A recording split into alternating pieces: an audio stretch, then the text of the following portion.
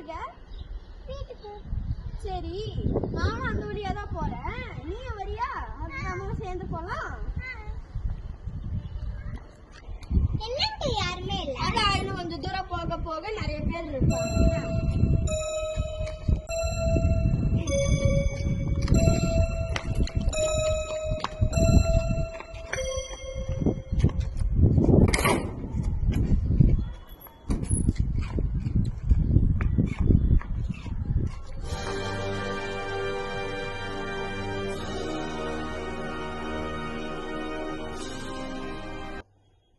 தெரிஞ்சவங்களா இருந்தாலும் சரி, தெரியாதவங்களா இருந்தாலும் சரி, யாரு எங்க கூப்பிட்டாலும் போக கூடாது, யாரு எதை தந்தாலும் சாப்பிட கூடாது.